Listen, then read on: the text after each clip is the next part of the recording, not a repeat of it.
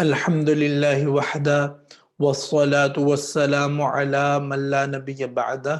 السلام علیکم ورحمۃ اللہ وبرکاتہ. تو امید ہے بچوں آپ لوگ خیریت سے ہوں گے اور ابھی تک جتنے لیکچرز ہوئے انہیں آپ لوگوں نے اچھی طرح سن لیا ہوگا، اچھی طرح تیار کر لیا ہوگا.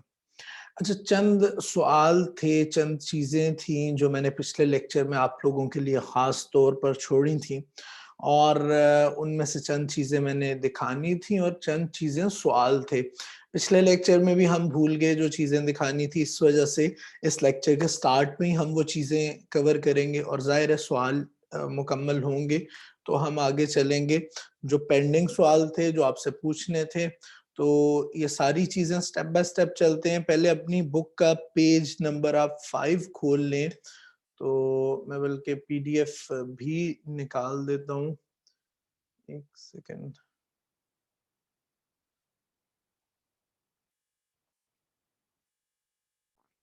تو یہ دیکھیں، آپ پیج نمبر 5 پہ آ جائیں. تو پیج نمبر 5 پہ سب سے پہلے جو آپ کو، جیسے میں نے کہا تھا محمد بن حسن توسی کی جو انہوں نے ڈیٹ لکھی ہے وہ غلط ہے. تو یہ دیکھیں، محمد بن حسن توسی مین 1274 عیسوی، 1274 عیسوی. یہ حمزہ نہیں ہوتی، یہ آئین ہوتی ہے عیسوی کا نا، اور یہ میم ہوتا ہے متوفا. متوفی بچوں اسے کبھی نہیں پڑھنا. متوفی جو ہے وہ اللہ تعالیٰ ہوتے. توفا یعنی وفات دینا، اور متوفی وفات دینے والا. تو وفات دینے والا اللہ تعالیٰ ہوتا ہے، متوفا جسے وفات دی گئی ہے. تو یعنی متوفا 1274 عیسوی، یعنی یہ 1274 عیسوی میں فوت ہوئے تھے. لیکن اگر آپ اسے کیا کہتے ہیں جا کر انٹرنیٹ پر سرچ کریں محمد بن حسن توسی، تو آپ کو کچھ یہ ڈیٹس ملیں گی اس طرح کہ محمد بن حسن توسی جو ہیں، یہ انہیں توسی کیوں کہا جاتا ہے؟ یہ توس میں پیدا ہوئے تھے. توس ایران کا شہر ہے، اور یہ 995 میں پیدا ہوئے تھے. اب 995 میں پیدا ہو گئے، 1274 تک تو زندہ نہیں رہ سکتے نا، تو یہ تو 300 سال بن جائیں گے. تو یہ 1050 میں فوت ہو گئے تھے. 1050 میں نجف میں عراق میں فوت ہوئے. ان کی جو اسلامک ڈیٹس ہیں وہ اگر آپ لینا چاہیں تو اسلامک ڈیٹس ان کی بنیں گی 385 عیسوی سے لے کر 460 عیسوی تک، یعنی 385 ہجری 385 ہجری میں پیدا ہوئے اور 460 ہجری میں یہ فوت ہو گئے. اس کے بعد ابن خلدون ہیں، ان کا انہوں نے بالکل نہیں لکھا ہوا، تو اس کا آپ بیچ میں ایڈ کر سکتے ہیں کہ 17 مارچ 1406 میں یہ فوت ہوئے کائرو میں، جسے قاہرہ کہتے ہیں، ایجپٹ میں، مصر میں.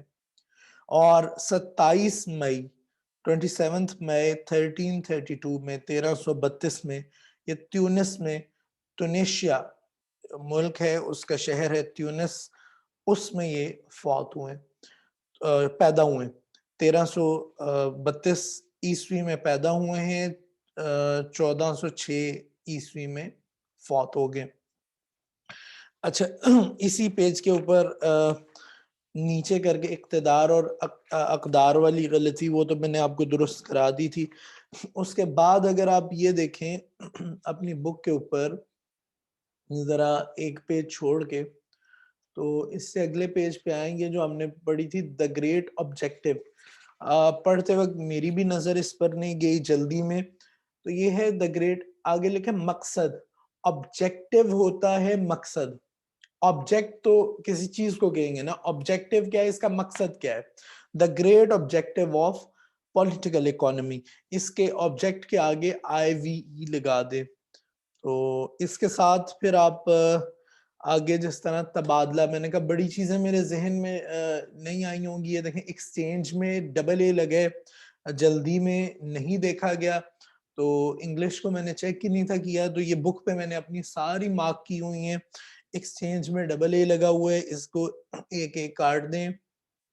اسی طرح یہ دیکھیں ڈی گریڈنگ، IN کے آگے G بھی آنا ہے، ڈی گریڈنگ. اور اس کے آگے پھر آپ آ جائیں جی یہ نیو کلاسیکل جو ہے اس کے اندر یہ دیکھیں یہ جو ہے فلاح و بہبود ایک بہت قدم ہے. کیا بہت قدم ہے؟ یہ دیکھیں انسان کی زندگی آرام دہ اور پرسکون بنانے کی طرف ایک بہت قدم ہے, بہت بڑا قدم ہے. اس کے درمیان میں آپ لکھ لیں بڑا. اسی طرح یہ میں نے آپ کو بتا دیا تھا کہ اصل شرف میں یہ شین اضافی ہے, یہ نظر میں آ گیا تھا. اس کے علاوہ یہ اوپر کر کے یہ دیکھیں یہ عوامل تھا, آئین واو الف میم لام, اس نے الف پہلے لکھ دیا اور واو بعد میں. یہ میں کہتا ہوں اس کی پروف ریڈنگ ذرا بھی نہیں ہوئی. ذو معانی میں نے آپ کو بتا دیا تھا.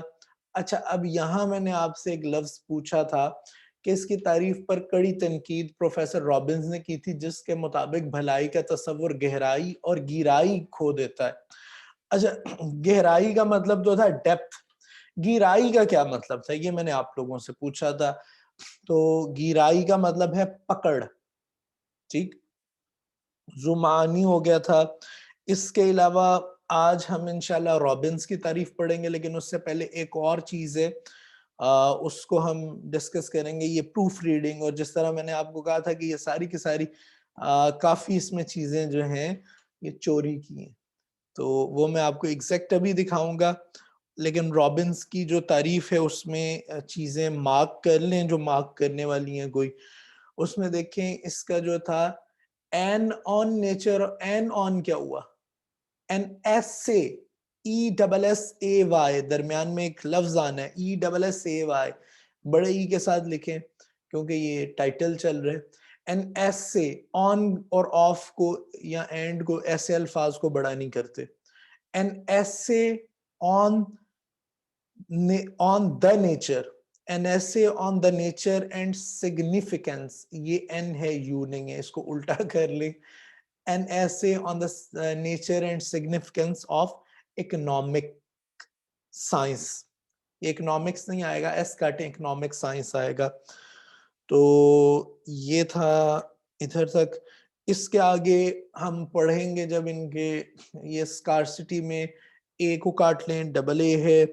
اور اسی طرح آپ اگلے پیج کے یہ دیکھیں ذرائع کا متبادل استعمال, اس میں آپ نے یہ آلٹرنیٹ, یہ اے ہے جس کو انہوں نے نہیں لکھا. تو بس فی الحال تو میرے خیال میں جو رابنز والا ہے اس میں یہی چیزیں ہیں. باقی انشاءاللہ پھر آگے جس طرح چیزیں آتی جائیں گی وہ میں بتاتا جاؤں گا. اب بس ایک چیز ہم نے آخری دیکھنی ہے, وہ یہ کہ یہ بک چھپی کب تھی. سب سے پہلے اس چیز کو دیکھیں, پھر ہمیں پتہ چلے گا کس بک نے کہاں سے کاپی کیا. یہ دیکھیں پروفیسر ڈاکٹر ہے, یہ پی ایچ ڈی اسکالر ہے, اور میں حیران ہوں کہ یہ دیکھیں ان کی بک سن تبعات چھپی ہے سپٹمبر 2015 میں, 2015 میں. اور جو دوسری بک میں آپ کو دکھانے لگا ہوں جو ہم نے پڑھی تھی, ظاہر ہے ہم نے 2015 میں پڑھ چکے تھے یا پڑھ رہے تھے, تو یہ جو ہے یہ 2014 سے لے کے 15 تک چھپ چکی تھی, 2014 سے 15 تک, یعنی وہ سپٹمبر 15 میں چھپی ہے 15 کے آخر پر, اور یہ بک 15 سے پہلے چھپ چکی تھی, تو یا 15 کے سٹارٹ میں چھپ چکی ہے.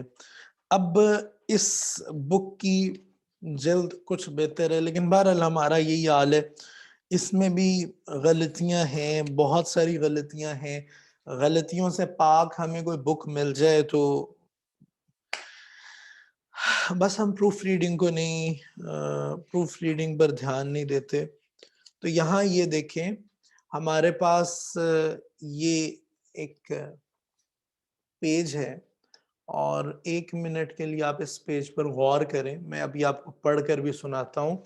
اور میرے پاس یہ بک ہے, میں وہ بک نہیں استعمال کرنے لگا, لیکن میں کھولوں گا وہ بک آپ کے سامنے, اور میں ادھر سے پڑھتا جاؤں گا, اور آپ دیکھیے گا ایگزیکٹ ورڈ ٹو ورڈ وہی چیز ہے, ایک لفظ کا فرق نہیں. یہ اس کا ٹائٹل ہے اسلامی معاشیات کی نوعیت و وسعت. انہوں نے علم معاشیات کا تعارف اور وسعت کر دی ہے. نمبر 1، اسلام کا معاشی نظام اس کے نظریہ حیات کا ایک جزو ہے. ہیڈنگ آگے کہتے ہیں تاریخ انسانی کے مختلف ادوار میں جو بھی معاشی نظام کسی معاشرے میں رائج رہے ہیں، ان کا بنظر غائر مطالعہ کرنے سے یہ حقیقت سامنے آتی ہے کہ یہ دیکھیں میرے پاس کون سی بک ہے. یہ ہے پروفیسر عبدالحمید ڈار، پروفیسر محمد عظمت، پروفیسر میاں محمد اکرم کی اسلامی معاشیات. وہ بک نہیں ہے، یہ بالکل دوسری بک ہے، لیکن ورڈ ٹو ورڈ وہی چیز ہے. یہ حقیقت سامنے آتی ہے کہ وہ اس نظریہ حیات کے سے گہرے طور پر وابستہ تھے. میں نے آپ کو ایک دفعہ دکھا بھی دیا تھا، سکین نہیں کیا، لیکن آپ اس میں سے اچھا خیر دوسرا پیراگراف دیکھیں. اس اعتبار سے دیکھا جائے تو روئے زمین پر بسنے والے انسان کا مسئلہ معاش. اچھا اس کے آگے دیکھیں دو نظریہ ہائے حیات. آگے دیکھیں جزوی فرق اور اختلاف کے باوجود. آگے دیکھیں ایک مادی نظریہ حیات ہے، دوسرا اخلاقی نظریہ حیات ہے. اگلا پیراگراف دیکھیں مادی نظریہ حیات کے مطابق اس کائنات میں انسان کی حیثیت محض ایک حیوانی وجود کی ہے. اچھا اگلے پیراگراف پہ آ جائیں. کہتے ہیں اس نظریہ حیات کا فطری اور منطقی تقاضا یہ ہے کہ ہر فرد اپنی ذات میں اور اپنی ذات کے لیے زندہ رہے. یہ دیکھیں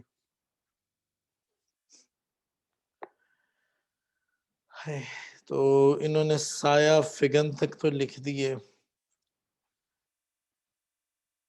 اس منطقی یہ دیکھیں یورپ کا، یہاں انہوں نے جو غلطی کی، جو ڈیفینیٹلی غلطی ان سے پروف ریڈنگ کی ہوئی، وہ ڈاکٹر صاحب نے ادھر کلیئر کر لی. یورپ کا ازمنہ قدیم، یہاں انہوں نے امنا لکھ دیا ہے، یہ بیچ میں زے بھی آئے گا، ازمنہ قدیم.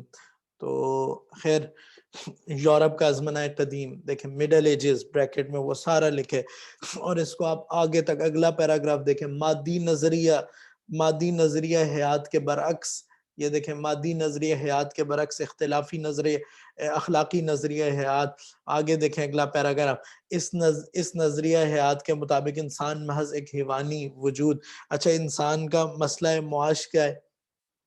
وہ کہتے ہیں جاگیرداری، سرمایہ داری اور اشتراکی نظام مادی نظریہ حیات کی پیداوار ہے. دیکھیں مسائل حیات کا تجزیہ و مطالعہ، ایگزیکٹ وہی پیراگراف، انہی کی خطرات. اور یہ دیکھیں فرق کیا ہے کہ جو پیراگراف ہے کہ حیات اجتماعی کے مجموعے ڈھانچے کے اصلاح کا حقیقی تصور، یہ بند کیا واضح. یہ دیکھیں استحکام کا معاون بن سکتا ہے، ٹھیک ہے، یہ استحکام کا معاون بن سکتا ہے. ادھر دیکھیں استحکام کا معاون بن سکتا ہے. جب یہ یہاں ختم ہو گیا اس کے آگے یہ جو ہے یہ انہوں نے اس میں انکلوڈ نہیں کیا. اسی طرح پیچھے سے انہوں نے یہ چیز اس میں انکلوڈ نہیں کی. اب دیکھیں یہ بک پہلے چھپی ہے، اس میں زیادہ چیزیں ہیں، اس میں کم ہیں. یہ پہلے چھپی ہے وہ بعد میں چھپی ہے، اس میں ڈایاگرامز ہیں. ڈایاگرامز کاپی کرنا مشکل کام ہوتا ہے، اس میں ڈایاگرامز نہیں ہیں. اب مجھے بتائیں اوریجنل کون سی اور کاپی کون سی؟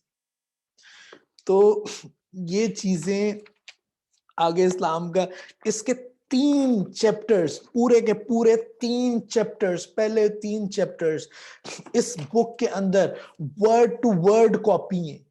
پہلا چیپٹر ایگزیکٹ اس جگہ پہ، آگے 3 chapters word to word copy ہیں. آگے مجھے نہیں پتا کتنا کاپی ہے، لیکن 3 چیپٹرز تو میں نے اپنی آنکھوں سے اسے کیا کہتے ہیں کمپیئر کر کے ریڈ کی ہیں. تو یہ ہمارا حال ہے. خیر ہم نے انہی کتابوں کو پڑھنا ہے، انہی چیزوں کے ساتھ چلنا ہے. کیا کیا جا سکتا ہے؟ ہمارا المیہ ہے کہ ہم مسلمان نام کے علم کی طرف نہیں جاتے. اللہ تعالیٰ نے جو چیزیں کہی ہیں ہم ان کی خلاف ورزی کرتے ہیں. رسول اللہ صلی اللہ علیہ وسلم نے فرمایا من غش فلیس منا، جو دھوکہ دیتے ہیں ہم میں سے نہیں. اچھا ہم دھوکے دیتے، ہم پتہ نہیں کیا کچھ کرتے، اور کتابوں میں ہم وہی پڑھا رہے ہیں کہ وہ کام نہ کرو. تو خیر یہ صرف اس میں نہیں، ہر چیز میں چلے جائیں تو ہماری بدقسمتی ہی ہے کہ ہم پڑھ کچھ رہے ہیں، تقریریں کچھ کر رہے ہیں، پڑھا کچھ رہے ہیں، بتا کچھ رہے ہیں، اور ہمارا عمل کچھ اور. تو انشاءاللہ ابھی تھوڑی دیر میں اس چیپٹر کو کرتے ہیں کنٹینیو، تو آگے سے پڑھتے ہیں.